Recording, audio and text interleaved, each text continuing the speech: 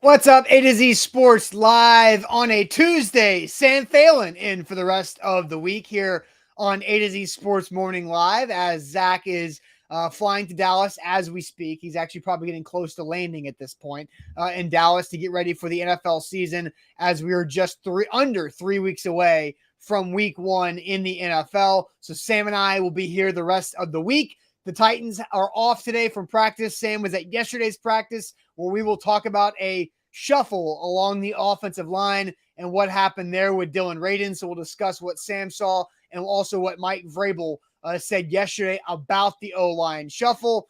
And then we'll dive into some rookies because rookies seem like they are taking over opportunities on the Titans roster. So we're going to have a great show this morning. But to kind of lay out the rest of the week, the Titans are off from practice today. They will joint practice Wednesday against the Arizona Cardinals. No J.J. Watt because he has COVID, so he's not even in town. And then it's really just going to be one day of joint practices for the Titans and Cardinals. On Thursday, they will practice at St. Thomas Sports Park, but they'll be on separate fields. And then Mike Vrabel said they'll come together for a 2-minute drill situation towards the end before an off day on Friday. And they play in the last preseason game on Saturday night in Nissan Stadium. Sam, it's also your first shot at Tuesday trivia. So that's going to be exciting. I know you're pumped up about Tuesday sports trivia. So welcome in here on this Tuesday morning. Yeah, I'm ready to go. I'm a trivia guy. I've been looking forward to my first Tuesday show for a while. Me and the chat are going to have ourselves a day with the sports trivia, but it's good to be here filling in and just refreshing to be 1 week away here from the end of Titans camp. Kind of looking ahead towards that regular season. I'm starting to get that football regular season feeling, that funny little feeling that it's right around the corner. So feels good and excited for a great week of shows that we've got ahead with the Arizona Cardinals in town. That's right. And before we get going, Sam, tell the people what they got to do this morning. Well, before we get going, you have to share the show. We want this out there. We want to get involved with as many of your family and of your friends as possible. So if you're watching on Facebook, go ahead and share on Facebook. If you're on YouTube, share the YouTube link and retweet on Twitter. Just share the show. However you're watching, make sure you get that out there. That's the best way to support making sure that we're growing our audience and we're getting more people involved in the conversation, better conversation from more people. So share however you're watching. We would greatly appreciate that. All right. And without further ado, let's get it going officially. Welcome to A to Z Sports, powered as always by the BetMGM app. I'm Austin Stanley. He is Sam Phelan in for Zach Bingham for the rest of this week. Make sure you follow us all over social media because we are Nashville's on-demand sports network, and we go live every weekday morning at 8 Central Time on Facebook, YouTube, and Twitch. Find links to the show on our Twitter timeline, also our Instagram, and follow us on TikTok for as much Titans content as you can handle. Also, got to thank our sponsors because they make it happen for our show and they help out you guys with Wilson County Hyundai. Make them a part of your new car buying process by going to see them in Lebanon or simply hit them up at wilsoncountyhyundai.com. The Bone and Joint Institute, boneandjointtn.org, the region's destination for comprehensive orthopedic and sports medicine care, plus Farm Bureau Health Plans. Get better with Farm Bureau Health Plans, better coverage, better rates, better service. Learn more about a health plan for you at fbhp.com/ATOZ. So Sam, in for Zach. Zach flying to Dallas today and will be in Dallas the rest of the week getting set for the NFL season. So Sam, Zach and I talked about Dillon Radunz yesterday morning when it came to how he performed in the preseason game. He had a few plays that were not pretty whatsoever. And before we dive into what he did at offensive line yesterday in practice, so Sam, what was your impression of Dillon Radunz in the preseason game and then also in camp leading up to the second preseason game on Saturday against the Bucs? Well, there's been the competition battle at right tackle has kind of been the position battle has been a topic, and I think Tampa was finally the first time that everybody had their eyes open to where Dillon Radunz and Nicholas Petit-Frere were in the competition. Not only did NPF start getting the most reps at right tackle and start going out with the ones at right tackle with that starting group of offensive linemen. But at practice yesterday, Austin, Dillon Radunz was working in at guard, and he was primarily a guard, and he did not play tackle. And not only was he a guard, he was a guard with the second team. So if you ask me, Mike Vrabel and Keith Carter and the rest of that coaching staff got in the film room and broke down that game against Tampa Bay, and they saw some things that finally made that switch flip in their head, where they realized maybe Dillon Radunz can't be our starting right tackle, and he's just too far behind in this battle, but trying to figure out where else you can utilize him at this point. You had no Jamarco Jones at practice yesterday for the Titans, so that's certainly notable when you factor in Radunz being at guard, that there was some of the depth missing there. But yeah, it's the first time that we've kind of seen them finally make the move, and I think it certainly shows. Nicholas Petit-Frere is going to be the starting right tackle for the Titans, and he's way ahead in their eyes as it sits today.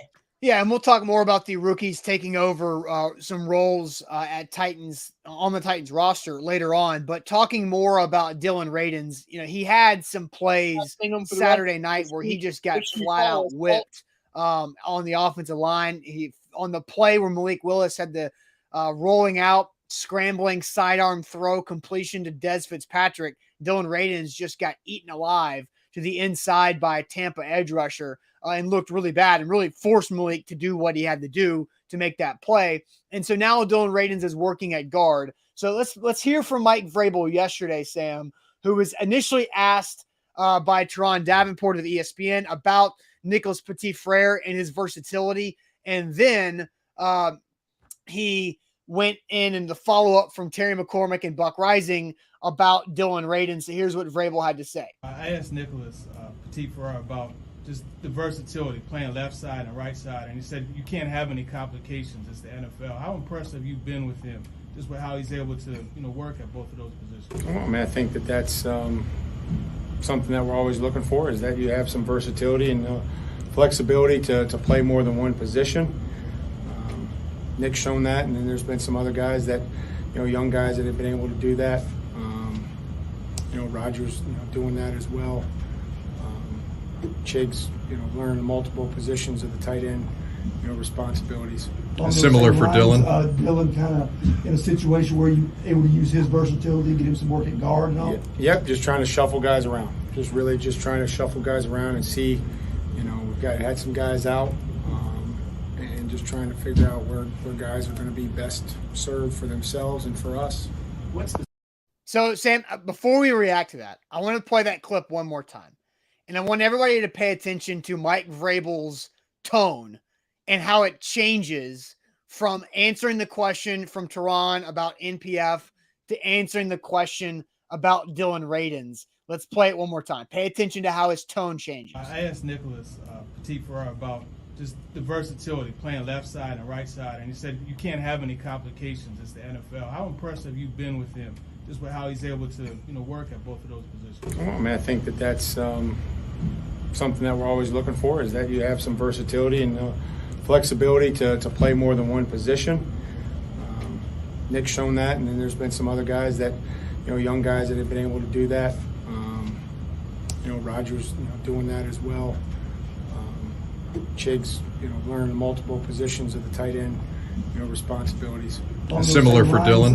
Dillon kind of in a situation where you able to use his versatility, get him some work at guard and all. Yep, just trying to shuffle guys around. Just trying to shuffle guys around and see, we've had some guys out, and just trying to figure out where guys are going to be best served for themselves and for us. And just yep. Gotta shuffle guys around. Just he was a lot shorter and more abrupt with how he answered that question. So, Sam, what was your initial takeaway from Radunz at guard yesterday, and then what he had to say about? It was kind of an interesting point that the follow-up from the question from Teron allowed the follow-up to about Radunz, which I think was a good job by the Titans media as a unit yesterday, working together, teamwork there from Titans media to get that going. But what was your initial takeaway from all that yesterday? Yeah, I mean, it's what I kind of expected Mike Vrabel to say. You know, he's never going to say that Dillon Radunz has started to make that positional transition in the eyes of their coaches and stuff. But I think the end of his answer really said it when he said they're trying to figure out where these guys are going to be best served for themselves and best served for the team. And I don't think there's any question for those of us that watch Dillon Radunz's pass protection against Tampa Bay, that have kind of been watching his development so far, that it's not clicking. It hasn't clicked yet. And for a guy that they've put a lot of draft capital and invested a lot of time into to try and be a tackle for them, the move says it all, that they're going with the rookie, that it just hasn't been there. Now, I think Dillon Radunz can be a really good, really competitive guard in the NFL. But right now, his right tackle you have to be better in pass protection to be a tackle in the NFL. And he has not been. He was a revolving door, is how I heard it said in the game against Tampa Bay. And I think if you're Mike Vrabel, it makes sense. You know, they don't have Jamarco Jones. They've been looking to get more competition for Aaron Brewer at left guard. Nate Davis has been out from practice the last couple of days. So there's a little bit of a hole there now where if you feel like Nicholas Petit-Frere has really separated himself as your starting right tackle and you feel confident about that, it would behoove you to put Dillon Radunz in other places to create more competition and see if he maybe fits better there. You see it every year. There is a tackle that doesn't necessarily work out early on in training camp and ends up being an impact player for his team at a different spot on the offensive line. And I think that's what the Titans are hoping to get out of Dillon Radunz, because he was a second-round pick. And because you've been gassing him up for all this time, that you want to get something out of him and some production out of him. I think it's just time that you might have to accept it doesn't come in the form necessarily that you hoped or thought it would. Well, and let's dive deeper into this, because about Nicholas Petit-Frere, and I've been saying this, and Sam, we've talked about this off air and on air, that what the Titans really liked about NPF was his ability to go from left to right tackle in a single game, right? So if you have a guy who can do both, we all know that you try to draft ahead in NPF. Maybe if Radunz works out at right tackle, NPF could maybe be the future at left tackle whenever Lawan, who is now 32 years old, 31 maybe, whenever he moves on in his career, that you have the future there as well in a guy that you like a lot who might be a little more raw. But it seems like you're going to have to need NPF a lot sooner rather than later with that plan, because now Dillon Radunz is not exactly working out. So here's the question we want to ask everybody right now. So it sounds like it's a complicated question, but I do think it's a really good question. Is Dillon Radunz working at left guard in practice a tackle-only problem, or is it potentially a tackle and a guard problem? So is Dillon Radunz working at left guard in practice a tackle-only problem or a tackle and guard problem? We'll get to your answers here in a second. But first, I'm going to tell you guys about Farm Bureau Health Plans. Get better coverage, better rates, better service, like legitimately really good service with Farm Bureau Health Plans. You can do it in several different ways. They have, as you see on the screen, 200 plus locations across the entire state of Tennessee. That goes from the most western point of the state to the most eastern point of the state, north to south. They've got the entire state covered for you with Farm Bureau Health Plans, or you can give them a call. You can go online, fphp.com, fbhp.com/ATOZ, and talk to them there. Zoom from your house, call from your house to get you set up to have a better health plan for you, your family, whatever your situation might be. Zach's talked about it as well. He's saved 20% per month off his health coverage for that as well. And then Jack Gentry has done it for him. So you guys can be a part of the Farm Bureau Health Plans family just by going to fbhp.com/ATOZ. Yeah, and don't forget about our friends at BetMGM. We mentioned it earlier, Austin, but football season is around the corner. Baseball season is in full swing. If you're a Braves fan, it's a good time to be a Braves fan. And if you're looking to get involved in sports betting, BetMGM now allows you to get a $50 bonus when your friend signs up with the BetMGM Refer a Friend invitation. They get $50. You get $50. It's a win-win for both parties, and you can refer up to 20 friends So that's a total of $1,000 in bonuses if you have 50 friends that all want to get involved in sports betting. But it's a good season to bet on your Titans, to bet on your Braves, whatever team it is. College football starts this weekend. We're done with weekends without football at all. So BetMGM has you covered with all that with a $50 refer a friend, Austin, as well. That's betmgm.com. All right, there you go. So here's the question that we're asking today, Sam. Is Dillon Radunz working at left guard a tackle-only problem or a tackle and a guard problem? Sam, I'm going to send you to the chat to see what the people are saying. Now, Andrew says it's an Isaiah Wilson problem.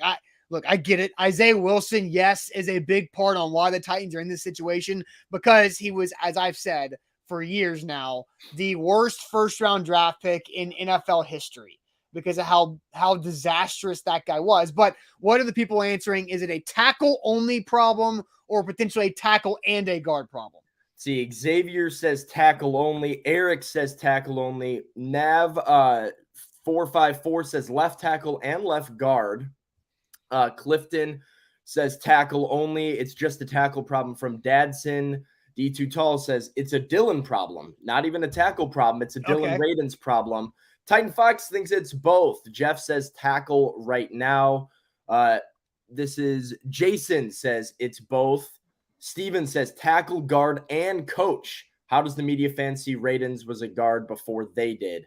Now let's pause there because Steven brings that up, and Greg Cosell for ever since Radunz was drafted in the second round by the Titans in the 2021 draft, Greg Cosell of NFL Films has gone all over Buck Rising's podcast, 104.5 The Zone, and said that he has always thought Dillon Radunz was a guard prospect at the NFL level. And I think a lot of Titans fans have seen that, heard that, and also tend to agreed and side with Greg Cosell, who's been doing this for longer than a lot of people have watching the show have been alive. So I do think, Steven, that is interesting on that point as well.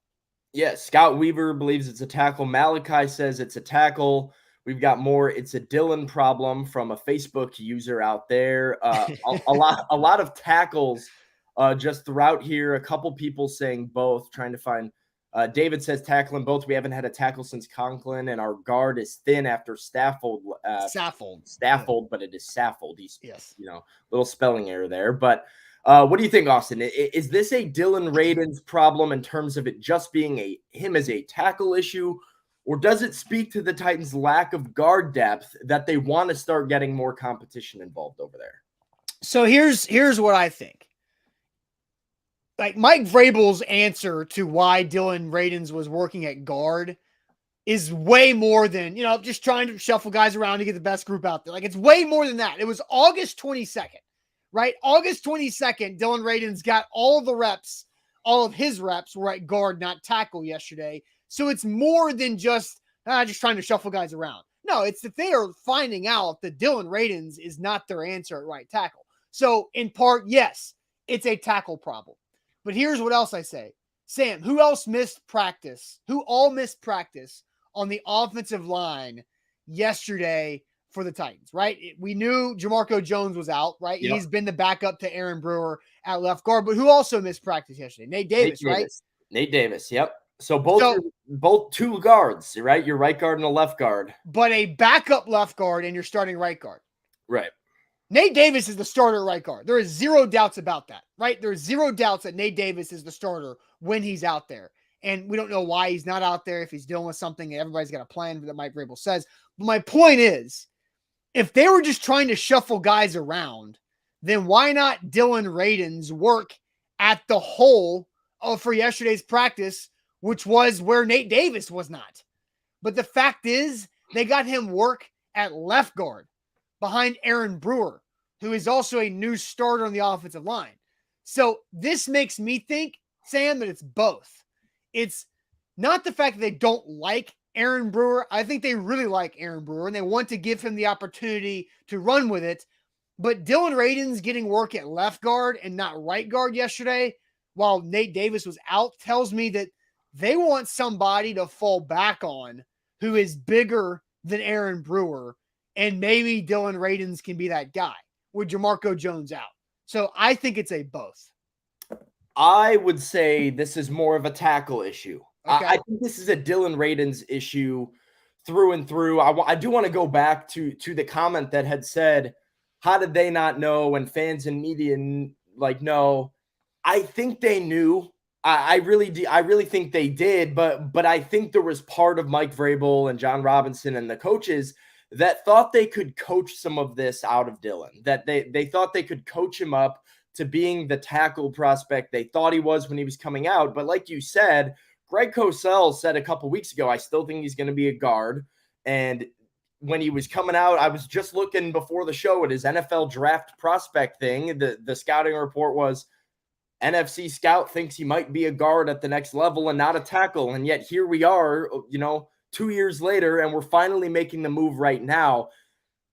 He had a 17.8 PFF grade in pass protection. His run protection was great. NPF was 74.3. Dillon Radunz was 17.8 in pass protection. That was Saturday? That was Saturday. It was the worst of any tackle that played in the NFL preseason last week was Dillon Radunz at right tackle. His pass protection was not up to par. And so I think you finally get to this point where, you're 2 weeks away from week one, and this guy's still putting out performances like that at right tackle where you realize, okay, he can't play there. So now the role that he has to be is that swing guy, that guard that can play tackle. If Taylor Lewan goes down, you can throw NPF at left tackle, put Dillon at right tackle. If NPF goes down, Radunz comes off guard, goes and plays right tackle for NPF. That's his role now. Now, the reason I think he's working left side is that he's natural to the left side. He's been working at right tackle, but he played all of his college career at left tackle. Mm-hmm. That seems to be the more natural side for him as a player. So I think if you're going to start working him and seeing what he has there, not to mention, like you said, I do think Aaron Brewer is the next job that could be up for grabs. Nate Davis is not going anywhere in terms of being your right guard. The left guard spot could be up for grabs, but I really think it's under a microscope. Dillon Radunz is not a right tackle. I think they're finally starting to accept and swallow the tough pill of the second round pick that you thought was a tackle grade might not have what it takes to be this guy at the next level, and he's still losing another position battle. So they finally went ahead and made the move. Yeah. All right. So I think there's a little bit of Aaron Brewer concern here, which is why he was working at left guard. Now, I did see a comment from somebody here. Where did it go? That I wanted to bring up. Robert says on Facebook, Sam, Radunz was working at left guard well before you got here. Yeah, there was some opportunities last season where Dillon Radunz got some reps at left guard. But my whole point of why is left guard, when the Titans open camp, right tackle, left guard, completely up for grabs. Aaron Brewer and Dillon Radunz had the opportunities to take strangleholds on those positions. Dillon Radunz obviously has not at all. Aaron Brewer, for the most part, has. He's held off Jamarco Jones for really the most part of the summer and has been able to be that guy. But now they're putting Radunz over there at left guard. Makes me feel like they want a little bit of backup there for Aaron Brewer. Now, somebody else said, Donald on Facebook says, it should have been a warning alarm that Radunz couldn't beat out David Quessenberry last year. And Donald, that's a really, really good point when you look back on it. But we also understood the built-in excuses that Dillon Radunz had. Was he played at an FCS level, like the old Division II level. His 2020 season only had one game, so he really hadn't played football in almost 2 years. And it was at a massive lower level of college. So you understood all those things, right? There was a lot of those built-in excuses there that gave Radunz the pass for last year. But there is zero pass this year. Dillon Radunz is on his way of failing as a tackle prospect and is on the verge of getting beat out by a rookie third-round pick, a guy who was drafted later than him this year from Ohio State in NPF. So what do you think about those comments? Well, I think the first comment that he was working at left guard last year, but what gives me more reason to believe that this is not an Aaron Brewer problem, because we've seen them do it before.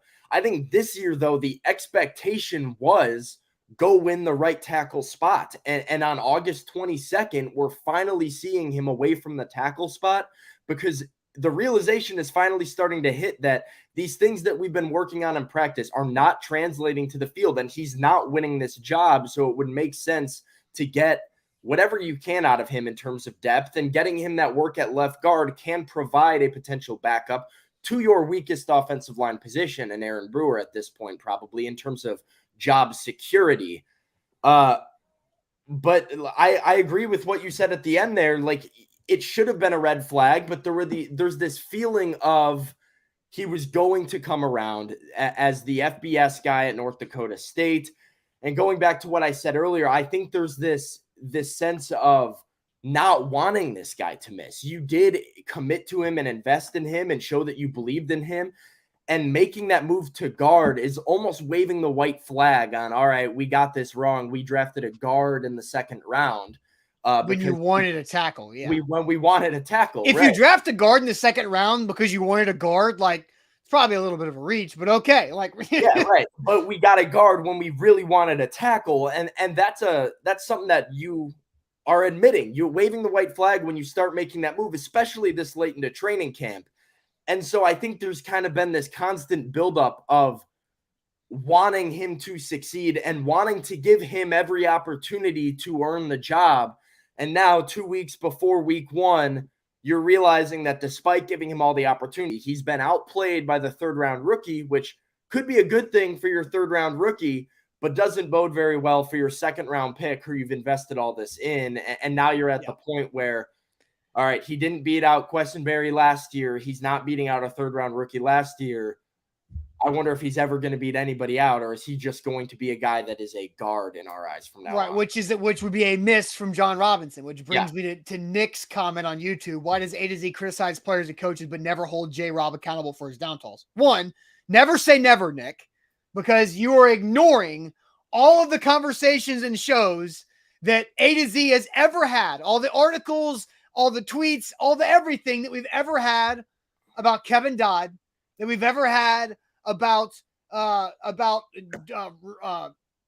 Evans, about drafting Luke Falk and Cole McDonald as waste of draft picks. I called Cole McDonald a waste of a draft pick a few years ago as a 7th-round quarterback. Never do that. It's just, you're going to cut the guy. It's a waste of a pick.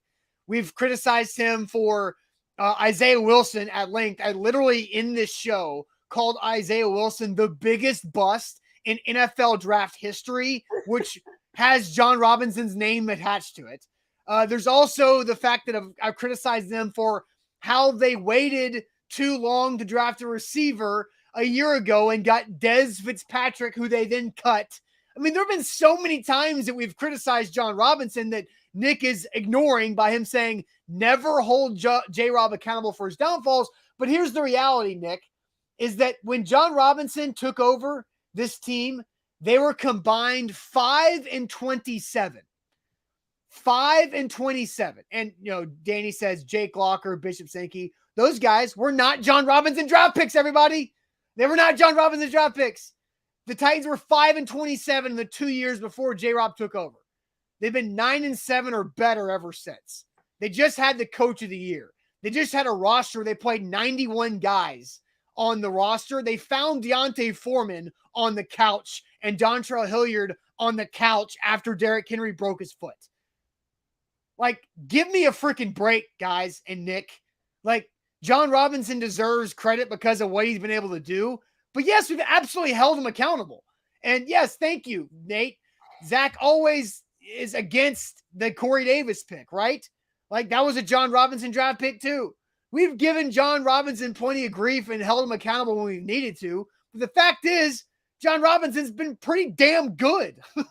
And so it's hard. And that's going to take us right in to this next topic, because the Tennessee Titans this offseason had a lot of players and a lot of production going out the door.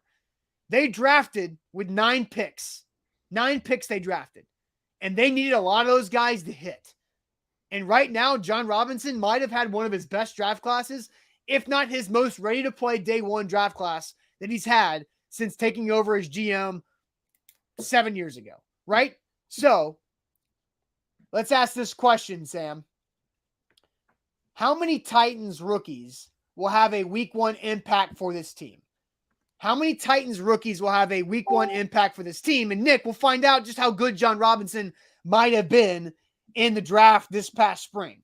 So how many rookies for the Titans will have a week 1 impact for this team? We've talked about Dillon Radunz not being the right tackle. Well, the only other option is rookie 3rd rounder Nicholas Petit-Frere. So there's one, right? So we'll go through them all. But first, let me tell you guys about Wilson County Hyundai. If you want a ride for you, if you're looking for a new car, I know it is tough. It's still tough. COVID really made buying a new car hard for a lot of people around the country. So that means trust, and it just matters more.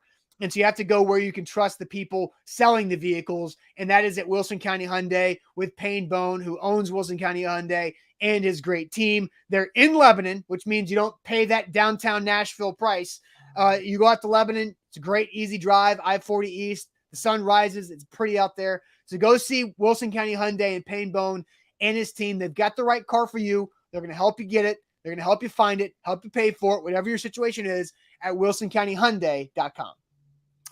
And BetMGM, again, I'm going to say it again. BetMGM right now, you can get $50 for free. $50. All you have to do is go to BetMGM and use their Refer a Friend program. You can get a $50 bonus when your friend signs up for BetMGM with your Refer a Friend invitation, and they get $50 too. So it's a win-win. There's no reason for you not to do it, for them not to do it. It's a free $50. You get it, they get it, and you can refer up to 20 friends total, reaching your total up to $1,000. Betting season is around the corner. It might already be here. Oh, yeah. This weekend is college football. We finally get week 0 of college football. So if you are a college football, NFL, MLB fan, now's the time to get on BetMGM, and you'd be smart to go ahead and use the Refer a Friend program as well at betmgm.com.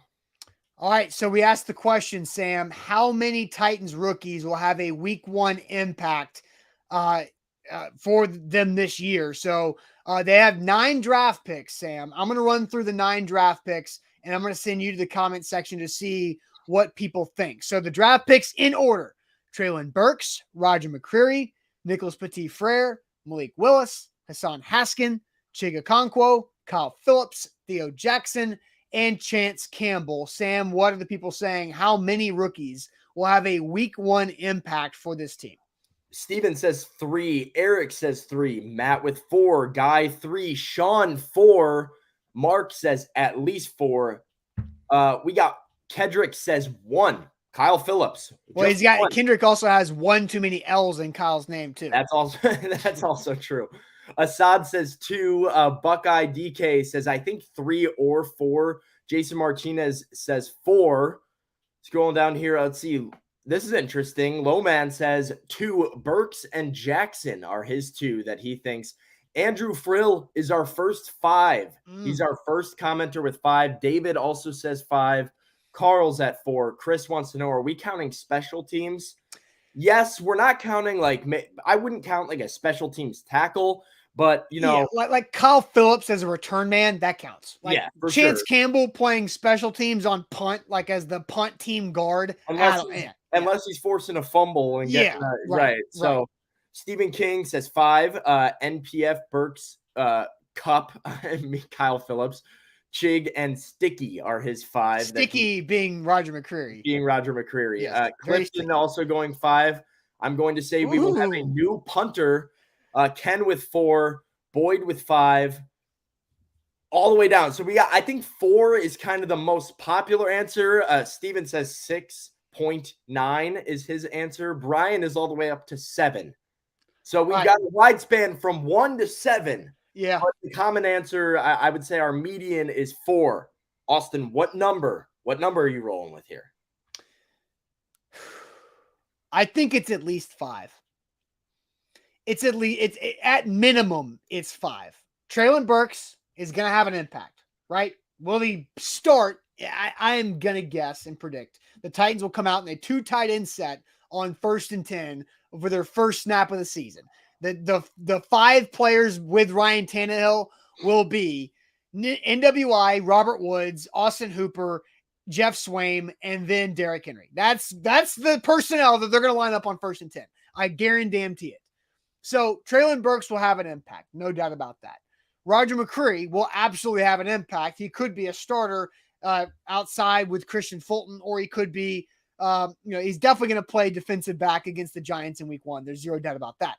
Nicholas Petit-Frere is going to be your starting right tackle, unless they go out and find somebody else to fill in ASAP for week 1 and get up to speed.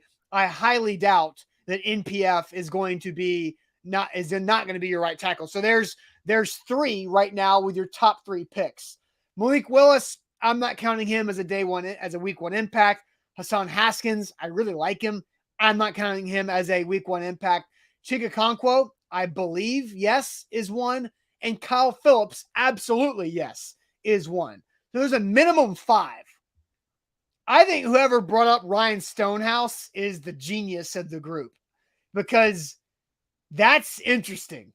They could have a rookie punter, an undrafted punter, to replace Brett Kern if Stonehouse can get his holding down on field goals and can learn to have more clubs in his bag, so to speak, as a punter, rather than just booming it 65 yards down the field.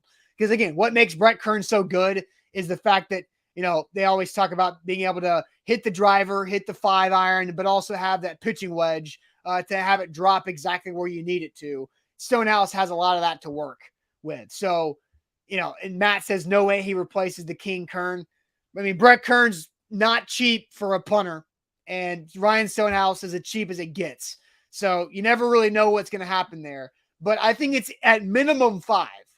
At minimum 5. So that's what I say here, Sam. Yeah, I'm right with you and who that commenter took my notes down. I had Stoney kind of written down and circled here.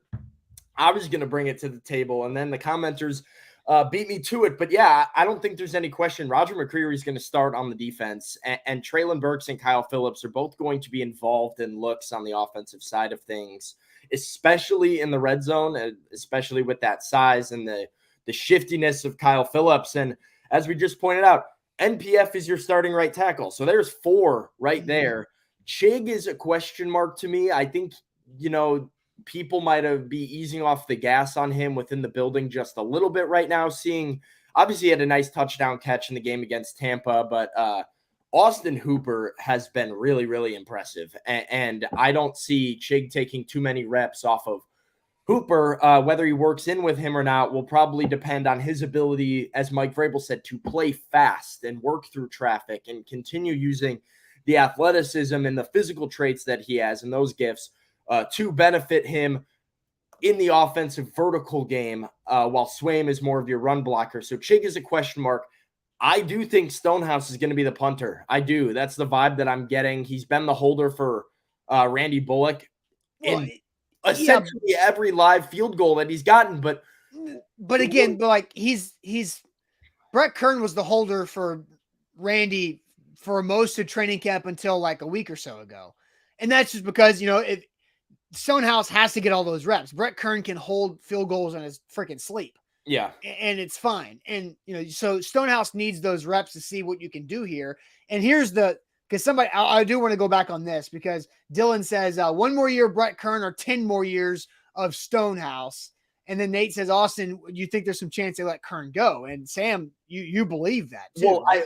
I think that first point is a really good point here too. Ryan Stonehouse, I doubt he's not going to clear waivers. Teams want punters. They especially want a massive leg that Ryan Stonehouse has as a young rookie punter with some control there, right? And if you're the Titans right now, not only is there the debate of, okay, one guy might be cheaper than the next guy, but there's that thought too of, Brett Kern probably has 1 year left, 2 years left before he retires. And you might be missing out on an opportunity here to have a guy who you can lock down that position for another decade with. So he's got the bigger leg and he's been getting the reps in. I think they've been intentional about getting him those holds and building that chemistry with Randy for a reason. I think that there is a very, very legitimate chance. And if I had to pick somebody right now, I do think Stonehouse would be my pick for punter.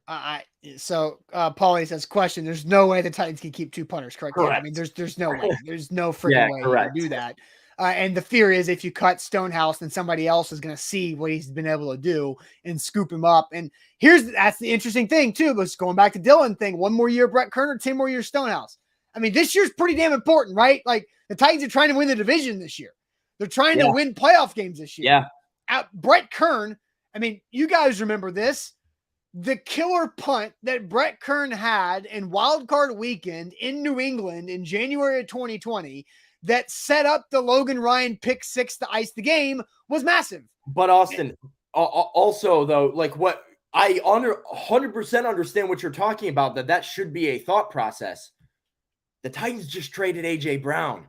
Yeah, I don't want to be the guy to bring that up. $100 million. Well, I understand, but where I'm at with that is this front office. I don't think they're looking at it as this year or bust. John Robinson and Mike Vrabel want sustained success, and part of moving AJ to draft Treylon Burks was, taking that financial step down of not paying the $100 million, but also gaining that control over the young rookie with a 5th-year option on his contract that then you allow yourself to go pay Christian Fulton, to go pay Jeffrey Simmons, and to extend yourself. Now, punter is not to the same degree of that is, but I'm just saying the tendencies of their thought process are, if this guy can help us for 10 years or for even 5 years, it might be more beneficial to taking a step back from the guy that you might want to do it right now, which I think could play itself out in the punter competition. And too.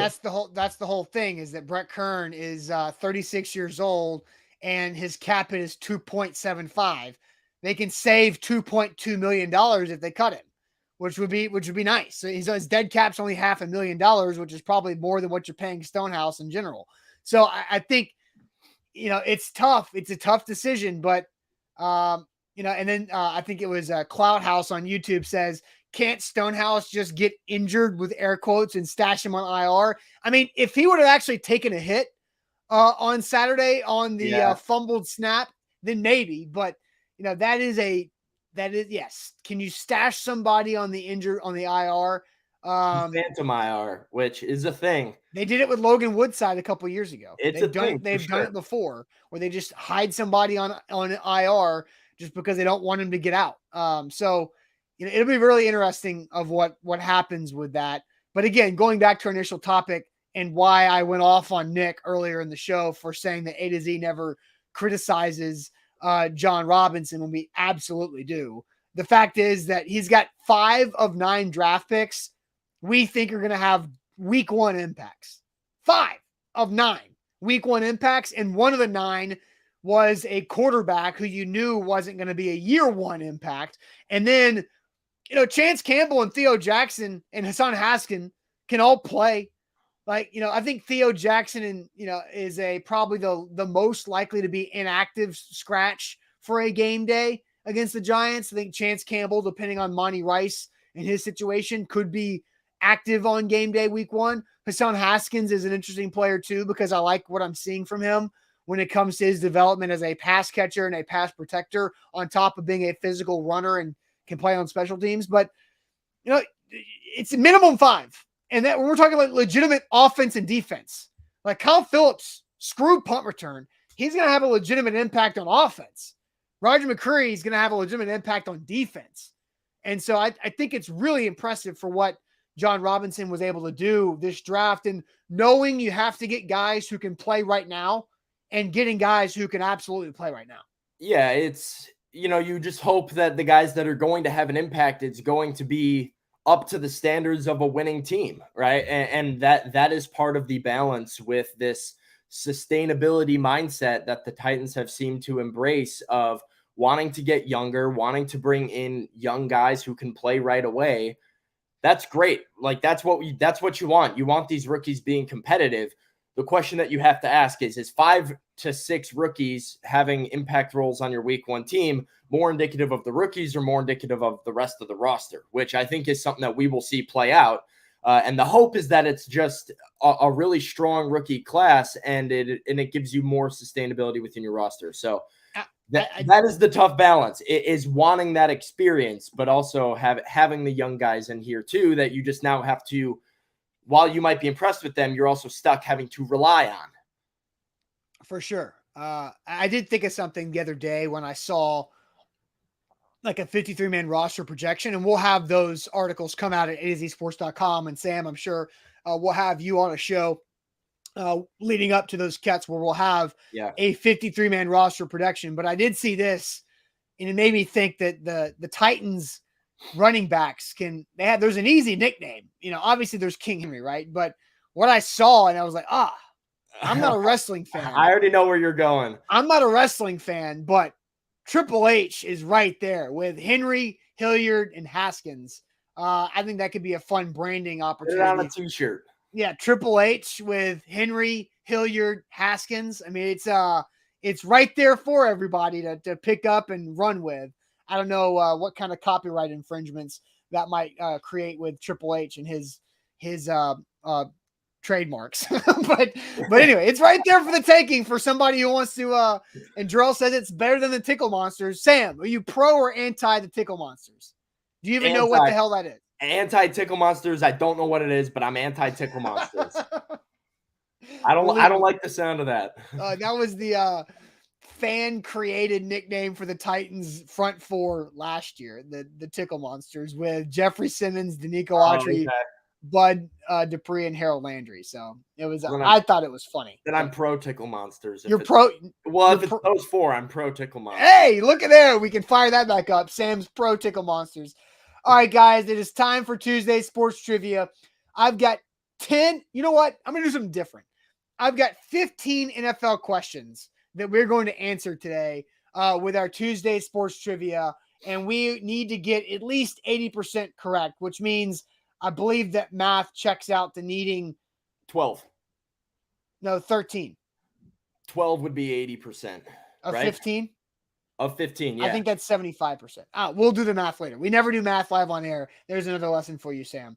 We'll figure that out. The calculator. Do math on air. Should I? I think you're right. No, you're right. 12. Yeah, 12 is right. 15. Yeah. Okay. 12 out of 15, 80%. So we need 12. So we can only miss 3. I've got 15 there. But let's go ahead. Young guy, right? Smart on his toes. All right. So into the math classes. Then let me tell you guys about the Bone and Joint Institute, boneandjointtn.org, the region's destination for comprehensive orthopedic and sports medicine care. Whenever somebody gets hurt in life, you have to know who to go for and where to go to get back to your health, whether it's your foot, your knee, your ankle, your spine. They have spine specialists at the Bone and Joint Institute all the way up to the neck, and concussions as well.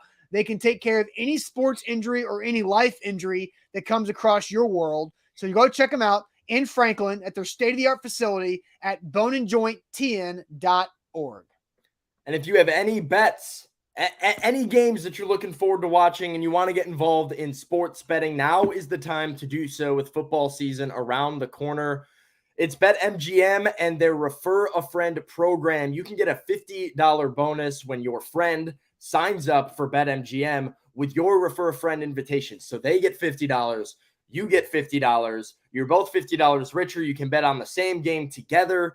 And you can do that up to 20 friends. So up to $1,000 of free betting money with the BetMGM Refer a Friend program on BetMGM.com. No reason not to do it. Free money. We get involved with BetMGM.com and the Refer a Friend program. Yep. Visit BetMGM.com for terms and conditions. 21 or older only, Tennessee only. All promotions subject to qualifications and eligibility requirements. Rewards issued with knowledgeable free bets or site credit for bets expiring 7 days. For problem game and support, call Tennessee Redline 800-889-9789. Time for trivia.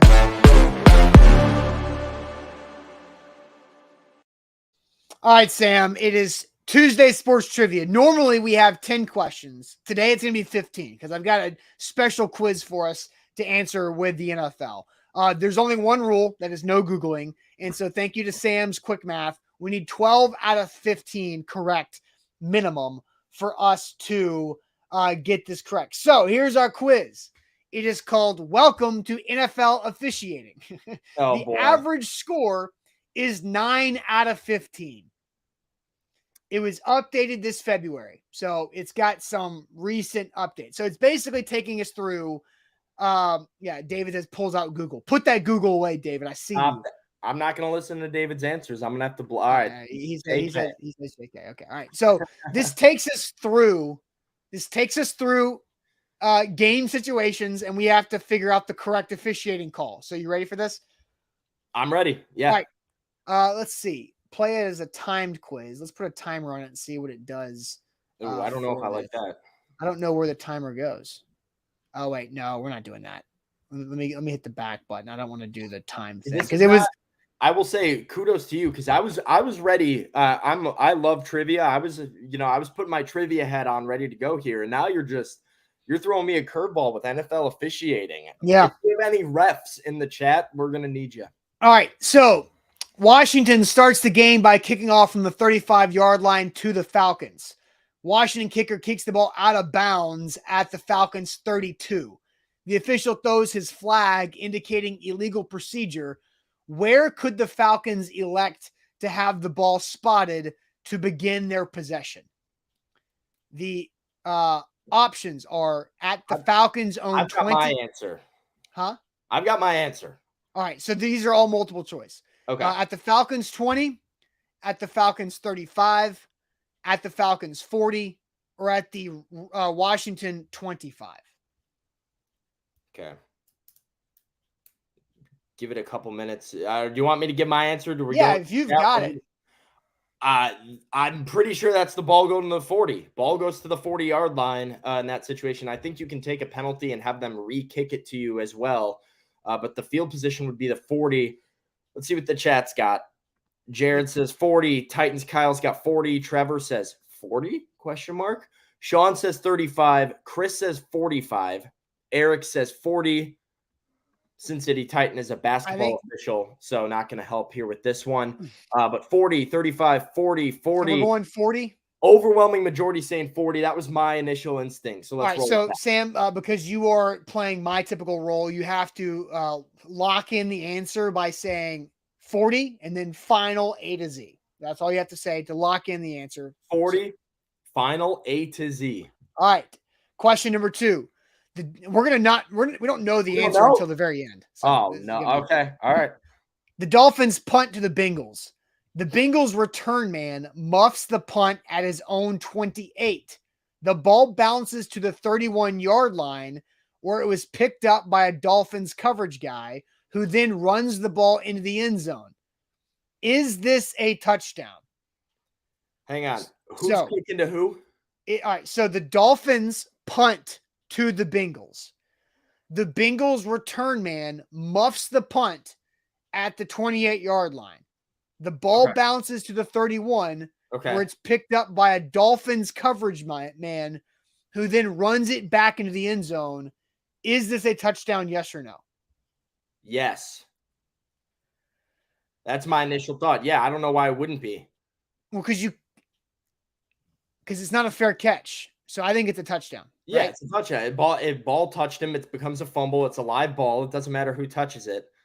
Let's see. David's yes. Scott's no. Steven's yes.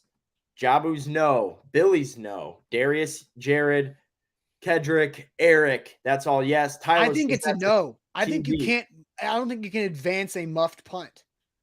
Sure you can. Why wouldn't you be? Yeah, you can. I don't think you can. A muffed punt. Why wouldn't you be able to advance a muffed punt? It's a fumble. It's a lot. It happened in Seattle and Chicago on ESPN the other day. Guy dropped it at the 5. So Danny says it's a touchdown even if he called for a fair catch. I think if it's a fair catch, then it's not. I think you can. I think that might be a rule in like college, but you can. A muff is a fumble. No. If you go to catch a punt and it hits off of you and it hits the ground, I think it's no. It's not a fumble because there was no possession. A muff punt. It doesn't have to be if you touch it. If a guy on the returning, I say no touchdown. I say if a protector kicks it accidentally, that's a live ball. That's a fumble. If you touch the ball, you can jump on it. It's a muff. It's not a fumble. I say no. No touchdown. I think it's a touchdown. I'm on the other side of that. I'm pretty sure you can advance the ball. We need the chat. All right, come back in. Touchdown or no touchdown? Because we're gonna go with the majority here. I think it's a no. Come back with a comment. We need a new vote. Sin City's with me. A punt is different than a kickoff. Yeah. So I Reed, think that might be the rule on the kickoff. is this producer Reed? This is producer Reed. So he says, no, you can't advance a recovered onside kick. That's also true. Reed says you can't. Yeah, you can't do an onside I kick. say no is the winner on that one. So no is the answer we're rolling with. I think it's a touchdown. I think you guys are wrong, but do I have the power to overrule the chat? I think it's a touchdown. I have the power to overrule you because I'm your employer. So All right, that's fair. All right. No touchdown, I guess is what we're going with. All right, so disagree, but question 3. A Jets defensive lineman trying to entice a Patriots offensive lineman to false start snarls and growls at the lineman before motion. The Patriots lineman, paying more attention to the Jets lineman, raises out of his stance. The heads lineman. So what is it? So is it a false start, offsides, delay a game, or illegal motion? I think it's a false start because there was no movement from the D lineman. I would agree with you. I have this in the back of my head. I feel like I've heard before that audible like things to get the O-line to jump is a penalty on the defense. Only if you're trying to mimic the snap. Or the snap count. So a snarl or a growl would probably be okay then, which would make it a false start. I think it's a false start, right?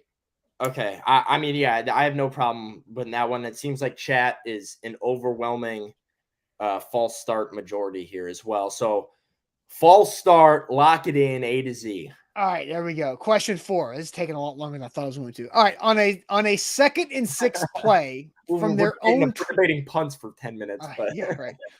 On a 2nd and 6 play from their own 29-yard line, a Bills receiver goes out for a pass.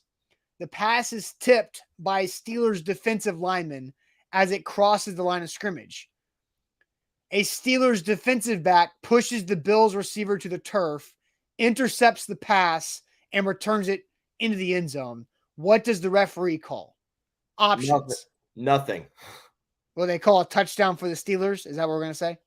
That's what I would say. That's fine. Once the ball's tipped, you're good to go. Yeah, I'm with you. So we go touchdown for the Steelers.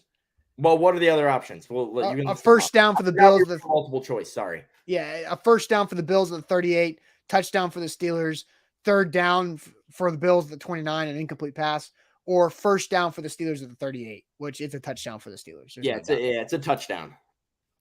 All right, this one's gonna be tough. Okay. The home team is required to provide how many footballs for gameplay, not including kicking situations?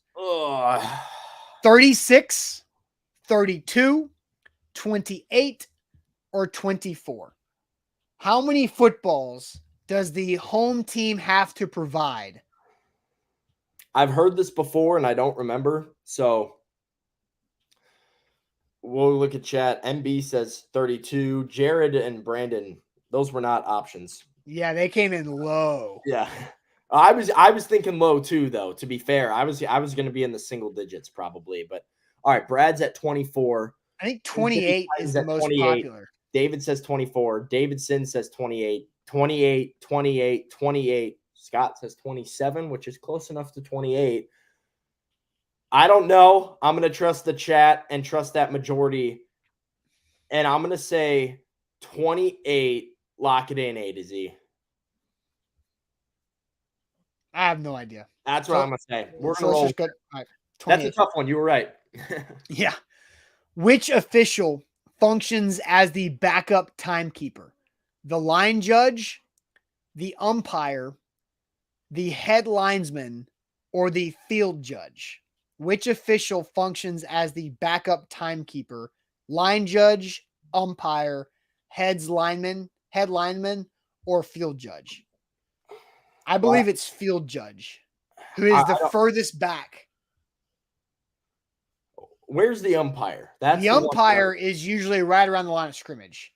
Okay, I know it wouldn't be the line judge for sure. It's not the line judge. The field judge is like behind the safeties. So he would have the best view of the clock. And the field judge also is who's in charge of calling delay of games.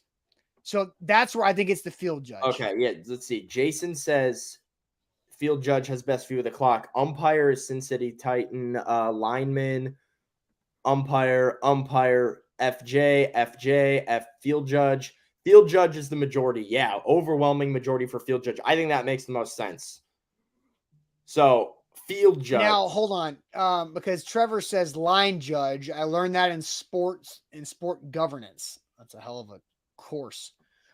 I felt like it for sure wouldn't be the line judge, but he probably gives the best reason of anybody. Because the line judge is also close to the coaches, but I think it's the field judge.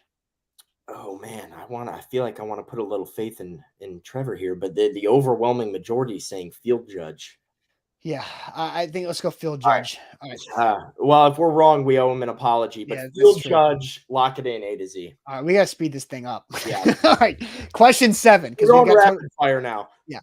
Early in the first quarter, the Browns are forced to punt from their own end zone.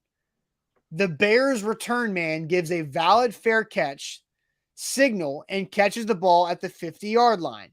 He is hit and fumbles the ball, which a Browns player recovers. Where does the referee spot the ball? So where does he get hit? He gets hit and catches at the 50-yard line. So, okay. The Browns player recovers at the Bears 46-yard line. All right, my initial instinct would be the ball spotted at the Browns 35, 15 yards from the spot of the foul for a catch interference. That's an option. That would be that's what comes to mind first. It's from the spot of the foul, so it would be at the 50 and then 15 yards for the personal foul. Yeah, I think you're right. I think you nailed Cleveland 35, and that's what I'm getting from the chat here. Yep. All right. Ed, Cam, Eric, they all have my back. I like that. Let's lock that baby in. Lock that in. Yeah, so let's move on to question 8. All right. The Vikings quarterback tries to elude a Bucs defender. He throws the football only to have it batted back to him. He catches the ball and finally, after shaking his pursuer, throws the ball again, completing a spectacular 37-yard pass to the tight end. Does it count? No. No. It does not. You're No 2 forward pass. Yeah, he's a runner at that point, Yep. so you can't. Yeah. All right. That feels good. So question 9. Here comes our rapid fire. We're getting more confidence. We're speeding along now. We're chugging. There we go. There you go. All right, Sam. Question 9. With 5 seconds remaining in the first half, the 49ers punt the ball from deep in their own end of the field. The Cardinals return man signals for and makes a valid fair catch at the 43-yard line as time expires. Is the first half over? Yes. Yes. I agree. Yes, right? Yeah. I don't know. I'm not sure where the trick is in that one. Yeah, I don't. Yeah, man. Time is up. Yes. Okay. Question 10. Which member of the offensive team can request a playing ball during inclement weather conditions? The center, running back, quarterback, or receiver? Can request a playing ball? Yes. What? I don't even know what that means. Yeah, like during inclement weather, right? So can request a dry football, a new football. Oh, drier football. I'm gonna say the center. I think it's the center as well. I feel like the quarterback has to tell the center, but the center's the guy he's dealing with. Yeah, let's see. All right, let's go up. Center, baby mama drama says QB. Hey, but real quick, there are people saying that a field goal kick can be attempted after that fair catch. Oh, you know what? They're 100% right. They're 100%. Yeah, they are right. I'm pretty sure. But it has to be, you can't. I think it's a place kick. It's a free kick. Yeah, it's a free kick I don't even think it's worth 3 points either. I think it's worth like 2 or something. It's like weird. Is it too late to go back? I don't know. I mean, it's a free kick. I think we've already screwed up. I didn't even think about that, but I don't think we can go back. True. We've already asked the next question. All right. Well, we got that wrong, and you can blame us. So sorry, chat, because we. All right. So, but we're going center with this one. Right? Center, I think, is the majority here, and that was my gut instinct as well. So let's roll with center. All right. Question 11. The Eagles send one of their 3 wide receivers in motion on 3rd and 5 from the Colts 42-yard line. Before the ball is snapped, the wide receiver turns upfield, moving forward toward the line of scrimmage. By the time the play is over, he has caught a 13-yard pass and keeps the Eagles' drive alive, or does he? Yes or no? No. That's probably an illegal shift or an illegal motion. Illegal formation. Yeah, illegal formation with him moving forward. So No. he does not. If that's the only question, I would say no, he does not. All right. Question 12. The Panthers punter lines up in formation at the Saints 42-yard line. Instead of punting the ball, he performs a drop kick, which sails between the uprights with room to spare. Is this a legal play? Yes or no? Yes. No, yes. I don't know, man. The special team stuff throws me off. Yeah, you can do free kicks because Doug Flutie did that back in the day. You can still do that though? Drop kicks? Yeah. Yeah. Okay. Hey, yeah. So he says, yes, it's just a touchback. No, it's points. Okay. I mean, I would have said it's not, but you can't get points off of that. But the overwhelming majority here is yes. So we'll go ahead and say, yes, that's legal. And Zach Reagan, our guy, Zach Reagan says, pretty sure it's worth a point, right? Yeah. Like so, is it one? I don't know how many points. It might be worth one because I know the free. Yeah. So, okay. We'll go ahead and we'll say, yes, you can do that. That's fine. Yeah. As long as it touches the ground, as Danny says here. Yes, it's a drop. Yeah, the drop kick. Okay. All right. Question 13. A Cowboys running back breaks into the Raiders secondary on a big running play. While making the tackle, a Raiders defender grasps the back's face masks and twists it to help force the runner down. How much yardage will be tacked on to the end of the play? 15. Yes. Or half the distance to the goal. 15 is the option. There is no half the distance to the goal. So 15 is the option that we're going to roll with. 15 it is. We're rolling with that. All right. Easy one. Quick one. There we go. Yeah, we needed that one. Question 14. A Chiefs receiver takes off downfield on a pass play. 10 yards beyond the line of scrimmage, he is hit by a Ravens linebacker, Ray Lewis, and knocked to the ground. The quarterback scrambling to elude the rush hasn't thrown the ball yet. The back judge sees the play and throws the flag. What penalty should he call? Pass interference. I think. He's not holding. It's defensive holding. Is it? Yeah, because the ball was not in the air. The ball has to be in the air. He has not thrown the ball yet, right? So, okay. Defensive holding could be like illegal contact or. So the options are pass interference, illegal contact, defensive holding, or unnecessary roughness. Oh, it might be illegal contact. That's kind of where I'm, because I feel like it's not a hold unless you're holding, right? You never hear illegal contact. It's always holding. I mean, how often does a guy lay out a dude just like running a route though? Not in this decade.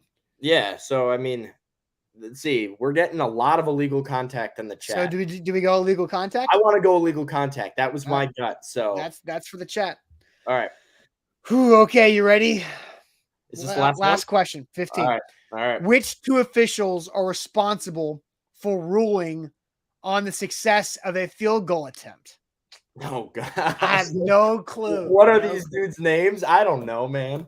That's got to be like. All right. So here are the options: the field judge and the side judge.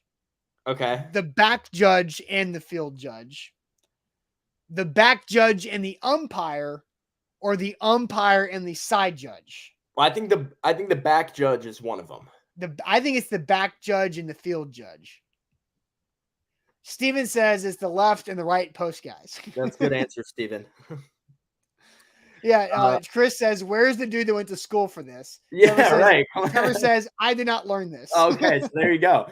That's where he is. I think it's the back and the field judge. I feel good about the back judge. So it's either back judge and umpire or back judge and field judge is what would be between. Let's go back and field. All right. Let's go with what you said. Back judge and field judge, lock it in. That's what the chat seems to be. All right, I'm submitting the answers. I'm nervous. And the average is 9 out of 15 correct. All right, I'm going to roll through them pretty quickly. The kickoff out of bounds, we got correct. It goes to the Falcons' 40-yard line. The Dolphins punt to the Bengals, who muffs the punt, and the ball returns the end zone. This is a big argument that we had. We answered no touchdown, that you cannot advance a muffed punt. That was correct. No touchdown. Wow. Okay. I don't know. I'm second guessing everything now. All right. So the defensive lineman gnarls and growls at the O lineman to try to force a false start. What is the play? It is a false start on the offensive line. We got that correct. We're 3-0 to start.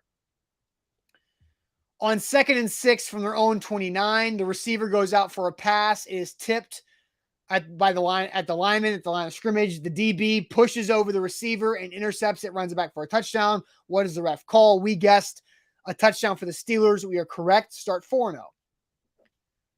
Question 5. The home team is required to provide how many footballs for gameplay? We guessed 28. We missed that. It was 24. Okay. Yeah. I mean, I didn't expect to. That was a tough one. So yeah. So previously, prior to 1999, the home team was required to provide 36 football for scrimmage play. Then, after 99, all teams must supply 24 balls for gameplay. The NFL supplies each game an additional 12 kicking balls. So, cool. There you have it. Which official functions as the backup timekeeper? We guessed field judge. We should have listened to our guy Trevor, who went to school for this. It was line judge. So Trevor. Hey, everybody apologize to Trevor, please, because I feel bad. That was a good call on his part. Question 7. Early in the first quarter, the Browns are forced to punt from their own end zone. The Bears return man gives a valid fair catch call at the 50. He catches the ball, fumbled. Where should the ball line be placed? We guessed the Browns' 35-yard line. We were correct. Okay. So we missed 2 already, though. So we missed 2. We're 5-2 so far. We can only miss 1 more. We have to go 12-3. So this is, we got to get Question 8. The Vikings quarterback tries to elude a Bucs defender. He throws a football only to have it batted back to him. He catches the ball after shaking a pursuer, throws again. No, that is not a counted play. Okay.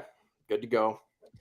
Question 9. With 5 seconds remaining in the first half, the Niners punt the ball from deep in their own end zone. The Cardinals return man signals for a fair catch at the 43-yard line as time expires. Is the first half over? We guess no. No, we guessed yes. The correct answer is but then we knew we were wrong. Yeah, we knew we were wrong on that one. So that's it. That's our last one we can miss. We have 5 questions. I almost want to give that to us because the chat knew. So the chat deserves that point, right? But we'll go ahead. It doesn't count for our official counter. You're right. Question 10. Which member of the offensive team can request a playable ball during inclement weather? That is the center. We got that right. Question 11. The Eagles send one of the 3 wide receivers in motion. Before the ball is snapped, he turns upfield moving forward. Does the play count? No. It is a illegal motion. Okay. Question 12. The Panthers punter lines up in formation at the 42-yard line. Instead of punting the ball, he performs a drop kick, which sails through the uprights with room to spare. Is this a legal play? We said yes, and we were right. 3 left, guys. 3 left. We cannot miss a single one. Question 13. A Cowboys running back breaks in the Raiders secondary while making a tackle. The Raiders defender grabs the face mask and pulls a guy down. How much yardage we tacked on to the end of the run? We guessed 15. We were correct. All right. 2 more. A Chiefs receiver takes off downfield on a pass play. 10 yards beyond the line of scrimmage, he's hit by a Ravens linebacker, knocked to the ground. The quarterback scrambling, hasn't thrown the ball yet. The back judge sees this and throws a flag. We guessed illegal contact. We were correct. Let's go. Contact. And the last one. Come on. This one's the judge one, though. I don't feel Which good about this 2 one. officials are responsible for ruling on the success of a field goal attempt? I don't know if I feel good about this. We guessed back judge and field judge. We were correct, Sam. Let's go. We did it. We did Look it. at that comeback. 12-3. Oh That's man. Trevor, Trevor got, man, Trevor and the chat would have gotten us 14 out of 15. Yeah. I mean, apologies go out to Trevor. I should have tried. I knew that was a good reason. He's like, yo, I learned this. He took a whole class and knew this. And the only one that we really missed was the how many footballs thing, which is just a ridiculous question. Yeah, that was an absurd question. Hey, Eric says seeing Sam get excited gets my heart happy. I will get pumped up for trivia. I will. The competitive juices get flowing. This does it. I'm happy we did this as a group. Especially, I'm a little embarrassed that I missed the muff punt one because that was. Hey, that's why we're on the same team to get that right. Now, yeah, that was a point of contention. Sam and I let the team down by not listening to Trevor, and then several people, including Jeff and some others, for the free kick situation. So yeah. Well, hey, never a doubt we made it to 80% and a successful trivia day. That's a big deal. That's a big deal because I need to add that to our score for the current run. So we entered the day at 47 out of 60, which means we are now 59 out of 75. Hey, you still gotta let me write some of these. The chat's gonna get some custom trivia from this brain right here. I will talk up some. If you want to give us 10 trivia questions for next Tuesday, then you can do that. I'll make a show appearance and I can be the question master. I love that. We'll do that next week. So you got a full week to come up with 10 trivia questions, and we can pull you on the show to talk. Good. I've got an archive in my phone. That's how big of a trivia nerd I am. I've got them. There you go. All right, guys. Great show today on this Tuesday. Don't forget, make sure you subscribe to our YouTube channel. You're not going to want to miss that. To check out what we have coming up on YouTube. We had a lot of coverage from yesterday's Titans practice. Joint practices start tomorrow with the Titans and the Cardinals. So you're going to check out the one-on-ones and all the other highlights that we get from Titans practice. Buck Rising live tonight for A to Z Sports Primetime. And Sam and I will see you tomorrow morning on a Wednesday. So get your shade ready for Shade Day on a Wednesday. Have a great rest of your Tuesday, and we'll talk to you later. Thanks.